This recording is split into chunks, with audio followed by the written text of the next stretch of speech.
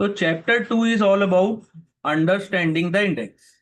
Index की आपकी understanding कैसी है? अगर आप इससे यस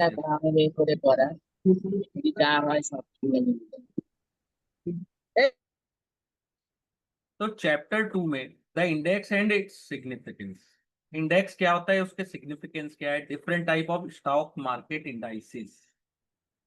स्टॉक मार्केट के इंडाइसिस के टाइप क्या होते हैं, इंडेक्स मैनेजमेंट कैसे करते हैं, मेंटेनेंस कैसे होता है, एप्लीकेशन ऑफ इंडाइसिस।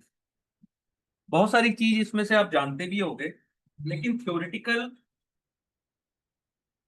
एक्सप्लेन करना थोड़ा मुश्किल होता है। ठीक है, इंडेक्स के बारे में हाँ सर अपन जानते हैं, लेकिन इंडेक्स क्या होता है, स्टैटिकल इंडिकेटर जो मेजर करता है change in economy in general और स्पेसिफिक एरिया। कभी भी मार्केट बहुत अच्छा परफॉर्म करता है तो अपन क्या बोलते हैं, इकोनॉमी अच्छा कर रही है, स्पेसिफिक एरिया अच्छा कर रहा है। अगर कोई आईटी सेक्टर अच्छा कर रहा है तो इंडेक्स में अगर आईटी परफॉर्म कर रहा है, या फार्मा फार्मा या रियल इस्टेट, तो इंडेक्स से अपन को पता चलता है। ठीक है, तो इन फिनेंशियल मार्केट इंडेक्स क्या है, is a portfolio of security that represent the particular market और पोर्शन ऑफ मार्केट। ठीक है, index is a portfolio of securities just like Nifty 50। It's a portfolio of 50 highly liquid and high market cap stock. Each index has its own calculation methodology. ठीक है, usually is expressed in term of change from a base value. ठीक है, the base value might be as recent as previous day or many year in the past. ठीक है, अपन इसको detail में अभी देखेंगे, कोई कंफ्यूजन नहीं होना चाहिए। ठीक है, तो percentage change is more important than actual numerical value. Financial indices are created to measure price movement of stock, bond, T-bill, and other type of financial securities. Okay? Index is created to provide market participants the information regarding the average share price movement in the market. Okay?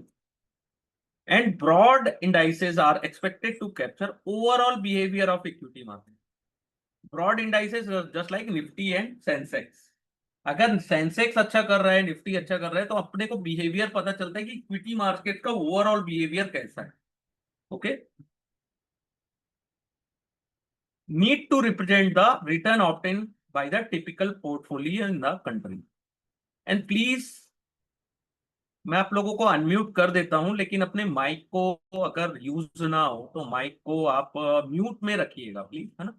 और कोई भी question है तो आप mic unmute करके आप question आप पूछ सकते हैं। ठीक है, बैकग्राउंड म्यूजिक प्लीज मत लाइएगा, बाकी स्टूडेंट्स को प्रॉब्लम होती है, लेकिन डिस्टरबेंस होती है। A significance of stock index. तो फर्स्ट क्या है, stock index is a indicator of performance of overall market. जैसे निफ्टी बेटर कर रही है, पर्टिकुलर सेक्टर बेटर कर, it serve as a benchmark of portfolio performance. Manage portfolio, अगर आपने कहीं से मैनेज पोर्टफोलियो रखा है, इंडिविजुअल स्टॉक या म्यूचुअल फंड रखा है, उसकी ईयरली परफॉर्मेंस कैसी है, और आपका जो निफ्टी है या इंडेक्स है उसकी परफॉर्मेंस कैसी है।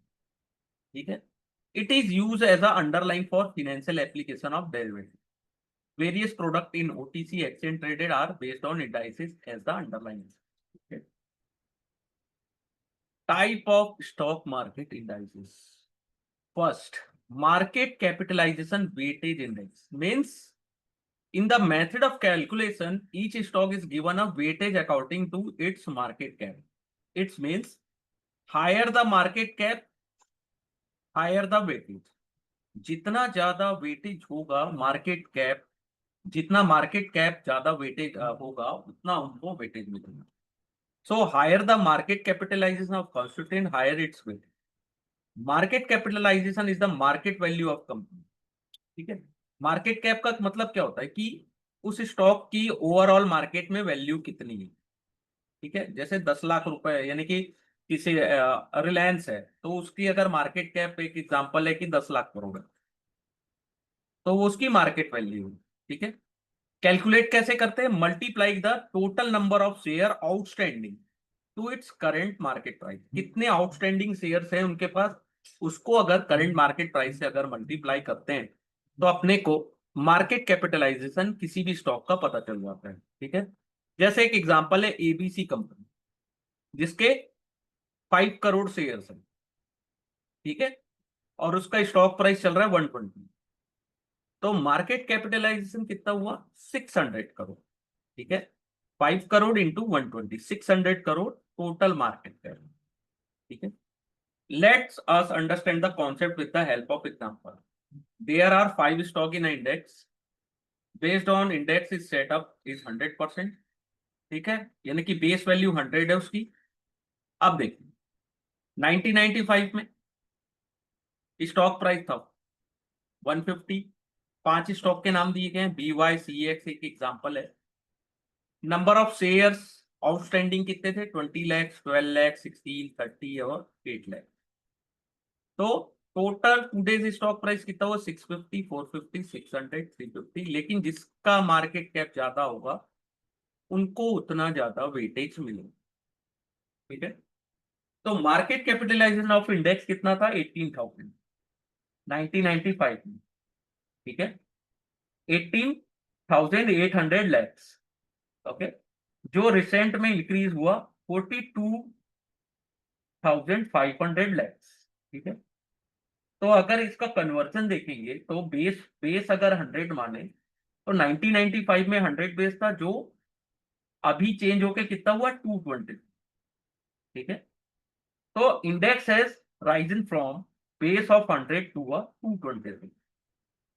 Okay, change in the index value is 126.06%.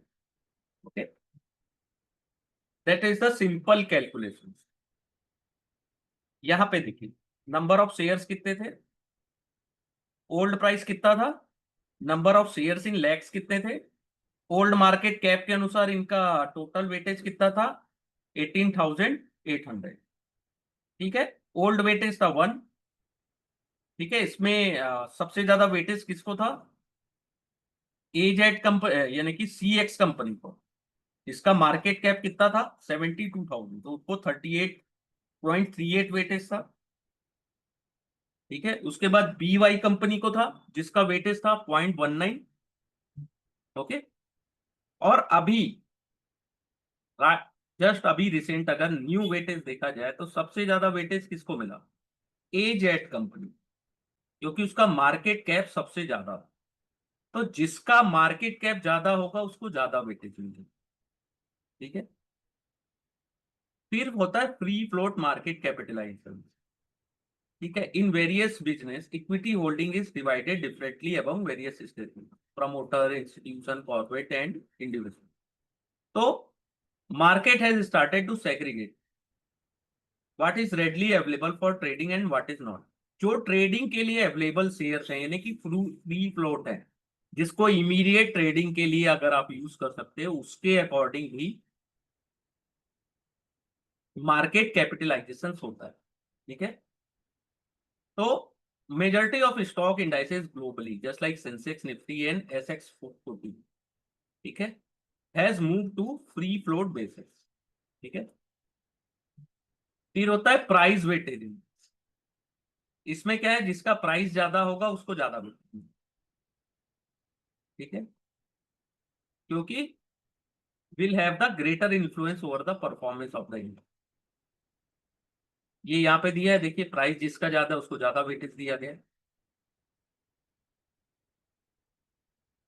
Price index के अनुसार 1995 में 250, लेकिन प्राइस इंडेक्स के अनुसार करंट में उसका प्राइस हुआ 510, तो उसके अनुसार रिटर्न कितना हुआ, 104। ठीक है, यहाँ पे जिसका ज्यादा प्राइस था उसको ज्यादा वेटेज दिया गया। जैसे इसका प्राइस है 450, तो इसको ज्यादा वेटेज। यहाँ पे सबसे ज्यादा प्राइस है एजेड कंपनी, तो उसको ज्यादा वेटेज दिया गया। ठीक है, प्राइस के अनुसार जिसका ज्यादा प्राइस उसको उतना ज्यादा वेटेज। तो 3 टाइप की कैलकुलेशन देखा अपन ने।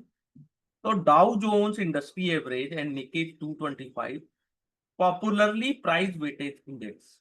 ये क्वेश्चंस आते हैं कि फ्री फ्लोटिंग में कौन से इंडेक्स काम करता है, प्राइस वेटेज इंडेक्स में कौन कौन से इंडेक्सेस हैं, ठीक है, यहाँ पे है डाउ जोन्स निकी, और यहाँ पे है सेंसेक्स निफ्टी एसएक्स 400। ठीक है, पहले इंडिया में मार्केट कैप के अनुसार भी होता था, मार्केट कैपिटलाइजेशन वेटेज इंडेक्स उसके अकॉर्डिंग भी प्रीवियसली होता था। ठीक है, अर्लियर इंडिया में सेंसेक्स और निफ्टी। फिर इक्वल वेटेज, आपका प्राइस कितना है, आपका मार्केट कैप कितना है, उससे मतलब नहीं है, जितने भी शेयर्स इंडेक्स में हैं सबको इक्वल वेटेज दिया गया, उसके अकॉर्डिंग भी मार्केट इंडेक्स को कैलकुलेट किया जाता है। ठीक है, आपका प्राइस कितना है उससे मतलब नहीं है, आपका मार्केट कैप है उससे मतलब नहीं है, आपके जितने भी शेयर्स हैं सबको इक्वल वेटेज ही दिया जाए। ठीक है,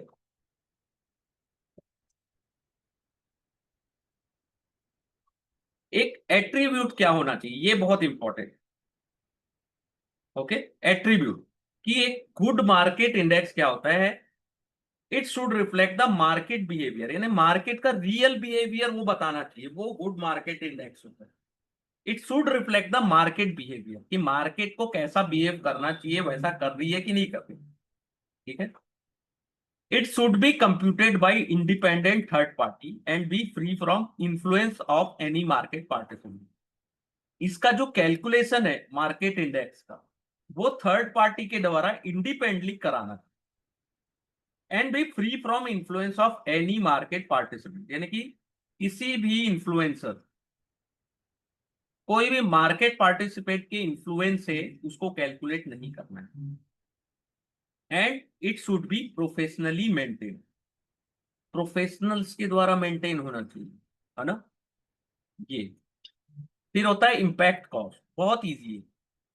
लिक्विडिटी, पहले आप समझिए लिक्विडिटी क्या होता है। Liquidity in the context of stock market means a market where larger order are executed without moving the price, यानी कि मुझे 10 लाख शेयर किसी कंपनी के खरीदने हैं और वो 100 रुपए उसका प्राइस चल रहा है, मैंने 10 लाख क्वांटिटी ऑर्डर किया तो इसका मूवमेंट नहीं होना चाहिए। ठीक है, नहीं तो मुझे क्या होगा, 10 लाख शेयर खरीदने में अगर मूवमेंट मिलते गया तो मुझे 10 लाख शेयर खरीदने में 120 रुपए तक खर्चा करना पड़ जाएगा। तो वैसा मूवमेंट नहीं होना चाहिए, जैसा विदाउट मूविंग द प्राइस, ये लिक्विडिटी होती है। तो 10 लाख शेयर वहां पे अवेलेबल है बाय करने के लिए, मुझे बाय करना है तो सेलर्स अवेलेबल है 10 लाख शेयर्स के लिए। ठीक है, अगर ऐसा नहीं होता है ना तो मुझे 10 लाख शेयर सौ सौ रुपए में खरीदते 20 रुपए ज्यादा देना पड़ा, यानी कि जो 20 रुपीज हुआ वो होता है इम्पैक्ट कॉस्ट। ठीक है, 100 रुपए की चीज खरीदने में मुझे 20 रुपए एक्स्ट्रा देना पड़ गया। ऑन एन एवरेज अगर मैं मानूं, तो अगर मैं एवरेज करूं और मुझे प्राइस ज्यादा देना पड़े, इसका मतलब है कि इम्पैक्ट कॉस्ट पड़ा हो। ठीक है, इसको अंडरस्टैंड यहां से करते हैं। ऑर्डर बुक है ये, 1,000 शेयर खरीदने हैं, क्वांटिटी है, प्राइस है 4 रुपए, मुझे बाय करना है, सेलर कितने में दे रहा है, 4.5 रुपए में।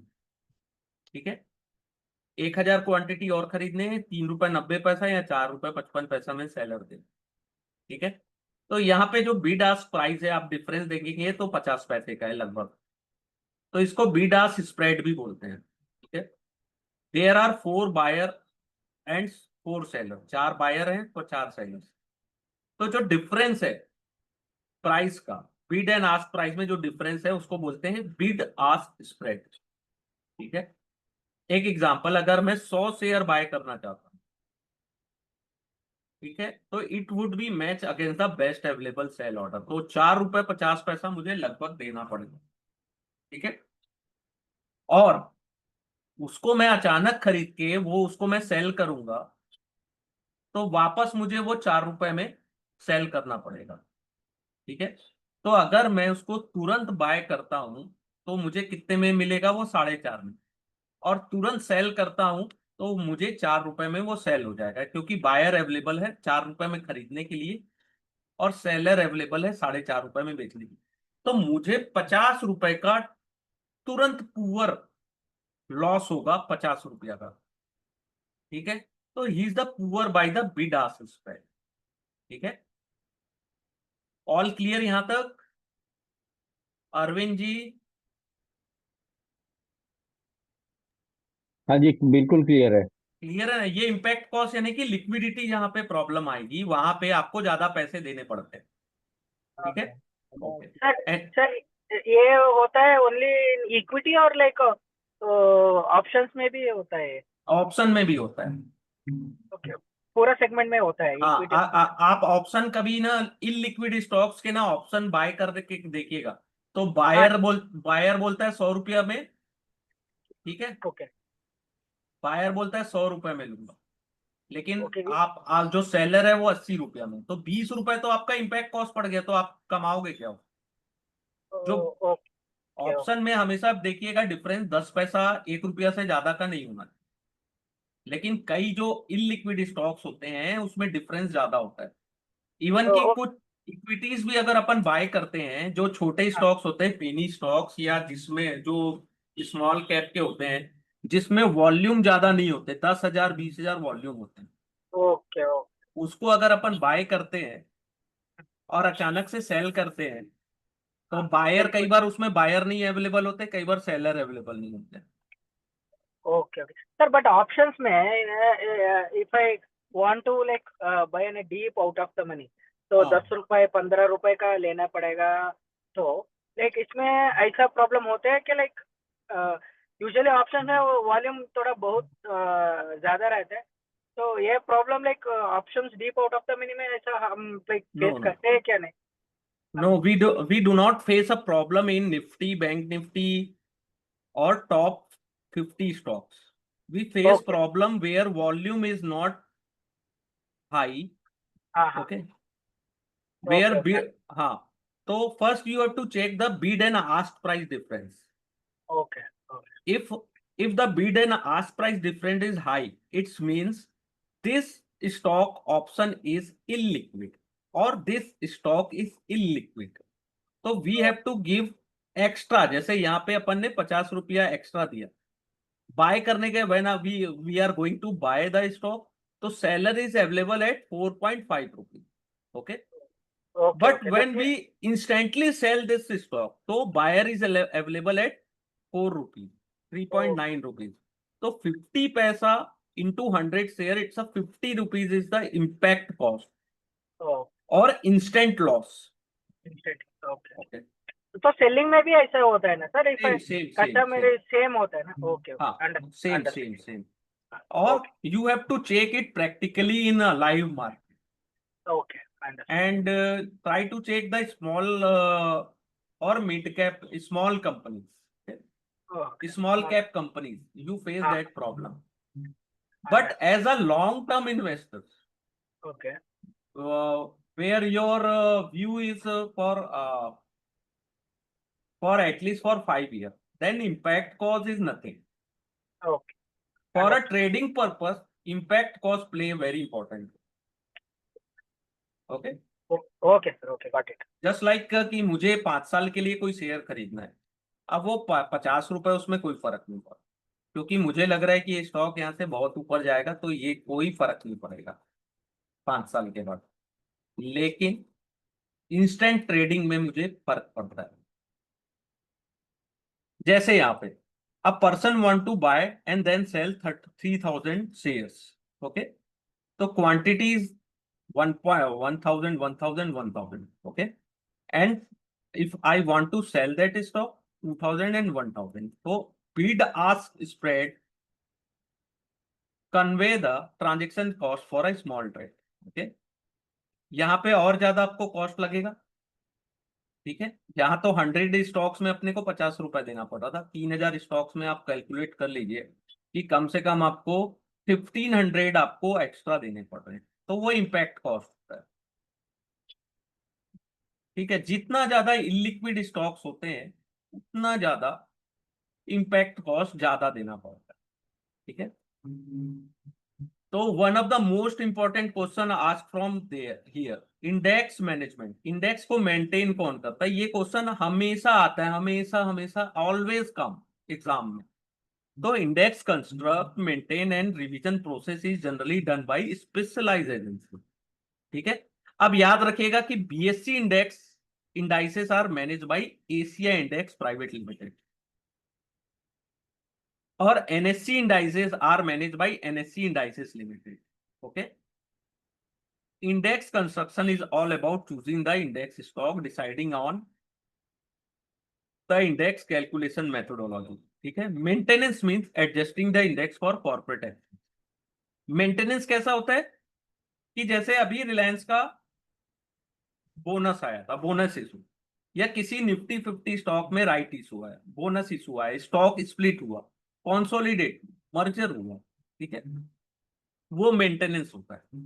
Revision of any deal with the change in composition of index such as replacing some existing stock. Revision क्या होता है? Revision means कि अभी कोई स्टॉक निफ्टी 50 या किसी इंडेक्स में, उसको रिप्लेस करेगा कोई नया स्टॉक. ठीक है. रिप्लेसमेंट. तुम गए, मैं आ गया. ठीक है. Of change in the trading of the stock और a shift in the interest of market participant. ठीक है. Index construction. A good index is the trade-off between diversification and liquidity. A well-diversified index reflects the behavior of overall market and economy. ठीक है. तो index में ऐसे stocks होने चाहिए कि केवल एक कंपनी के नाम, यानी कि सेम सेक्टर्स के नाम. ठीक है. अलग अलग सेक्टर से अलग अलग वेटेज के अनुसार, लिक्विडिटी के अनुसार रखा जाता है. जैसे निफ्टी 50 में आप देखेंगे तो उसमें बैंकिंग के भी स्टॉक्स है, ऑयल एंड गैस भी है, आईटी भी है. ठीक है. और भी अदर सेक्टर्स की भी है. तो डाइवर्सिफिकेशन हेल्प रिड्यूसिंग रिस्क. ठीक है. बट डाइवर्सिफिकेशन से आपको एक लिमिट तक ही हेल्प मिलती है. ठीक है. जैसे सपोज आपके पोर्टफोलियो में 10 स्टॉक्स, आप 20 स्टॉक तक चले गए, तो शार्प रिडक्शन इन रिस्क. आपने 10 स्टॉक पोर्टफोलियो में थे, लेकिन आज आपने 20 स्टॉक्स खरीद लिए. ठीक है. डिफरेंट स्टॉक से अपना पोर्टफोलियो बना लिया, लेकिन उससे रिस्क में आपके रिडक्शन हो. लेकिन 50 to 100 स्टॉक आपके पोर्टफोलियो में है, तो उससे आपको ज्यादा रिस्क में रिडक्शन नहीं मिलेगा. तो ठीक है. Going beyond 100 stock cost almost zero decline in risk. अब आप सोचते हो 100 स्टॉक्स में रख लेता हूं अपने पोर्टफोलियो में, तो मुझे कोई रिस्क नहीं होगा. तो ऐसा नहीं है. जितने ज्यादा स्टॉक्स होंगे उसकी भी एक लिमिट होती है कि आपको पोर्टफोलियो में इतने स्टॉक्स रखने, इससे ज्यादा रखेंगे तो प्रॉब्लम होता है. ठीक है. तो there is little to gain by diversification beyond the point. एक लिमिट के बाद ज्यादा डाइवर्सिफाइड करेंगे तब आपको रिस्क ज्यादा होगा. ठीक है. Stock in index are chosen based on certain predetermined quality and quantitative parameter. ठीक है. अगर किसी स्टॉक को इंडेक्स में रखना है, चूज करना है based on predetermined qualitative and quantitative factors. Okay.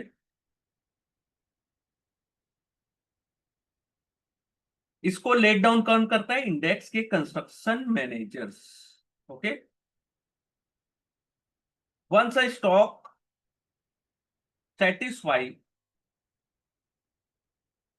eligibility criteria and entitled for inclusion in index, तब वो इंक्लूड किए जाते हैं. ठीक है. और फाइनल डिसीजन कौन लेता है? इंक्लूजन और removal of security from index is specialised committee known as index committee. ये क्वेश्चन आते हैं बहुत, जो मैं बता रहा हूं ना, हाईलाइट कर रहा हूं, ज्यादा एनर्जी जिस चीज में लगा रहा हूं उसको प्लीज अच्छे से देखें. ठीक है. Maintenance and index revision. Maintenance and revision of index is done with the help of various mathematical formulas. ठीक है. In order to keep the index comparable across time, the index need to take into account corporate actions such as stock split, share issuance, dividend restructuring. While maintenance issue get triggered by the corporate action, index revision is continuous exercise to ensure index capture the most vibrant lot of security in market and continue to correctly reflect the market. ठीक है. तो maintenance यानी corporate action के बाद भी उसको ऐसा रखा जाता है कि आपको करेक्ट व्यू मिले, रिफ्लेक्शन मिले मार्केट के. ठीक है. ऐसा नहीं है कि आप कैलकुलेट कर दिए और वो उल्टा सीधा बता रहा है, तो आपका ट्रस्ट खत्म हो जाएगा. ठीक है. तो मेजर इंडाइसेस क्या क्या है, सभी को पता होंगे. Sensex, next 50, BSE 100, BSE 200, just like Nifty next 50. एक होता है SX40, ठीक है, इसको भी याद रखिएगा, metropolitan stock exchange of India limited. इसका आता है हर बार, ऐसा मत करिएगा कि SX40 दूसरे देश का। SX40 भी अपनी कंट्री का पॉपुलर इंडाइसेस है, ठीक है। Application of indices. Indices are used as a measure of understand the overall direction of the stock market. ठीक है। Few application have emerged in the investment field which are expensive. यहाँ तक any questions? कोई questions है अरविंद जी, अथर्व जी? Any questions? अगर कोई भी question आते हैं प्लीज आस्क मी, ओके। तो इंडाइसेस के एप्लीकेशन क्या है? पहला होता है index fund, Sir, I have one small doubt. Okay. Sir, recently that Zomato, that name was changed or it's a split.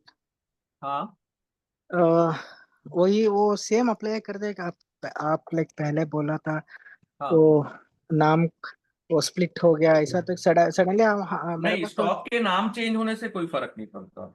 कोई नहीं सर इफ नेम, हाँ, हाँ तो if name change it does not reflect, but okay only if it is split or anything like that it will हाँ, just like Reliance has issued bonus share, okay that time maintenance team of index do their calculation and adjust their price in index, just like corporate actions, just like a dividends. oh okay Split means suppose the price of any stock is right now 1,000 rupees. okay If it is split at 100, 1 by okay 10, okay the face value goes from rupees 10 to rupees 1 rupees. Okay. okay That time they adjust the value of the share as compared to index. okay that If means yeah, sir that means like if I have 100 shares 1000 yeah, rupees so they have okay. split now to that 1000 rupees value is like 500 so I will get two shares. You have 1,000 shares, na? No, I have 100 shares, which 100 is shares. 1000 Okay. rupees. 1,000 rupees. Okay. If stock has split to 1 by 10, Okay. then the your stock यानी कि quantity of your stocks, number of stocks It will come increase. from 100 to 1,000, Okay, okay. and no economic value change, only psychological level is change कि right now I have 1,000 stocks. Okay. Even the share the counts of the shares also it won't increase. Only the value will change. That's it. No, only the count of the stock is changed, no value is not changed. Okay, okay, okay. Just Thank like you. 100 stock into 1,000, Okay, okay. Understood. it's how much is it? 1 lakh. Yeah. After split, the number of stock is you have 1,000, Okay. but the value is same. Value will be the same. Yeah. Okay, okay. Okay. Got it. Thank you. Sir. Index fund. This type of funds invest in specific index with objective to generate return equivalent to the return on index. This fund invest in index stock in the portion to which this stock exists in index. तो index fund investors क्या करते हैं? वो investment करते हैं same proportion में, जैसे Nifty 50।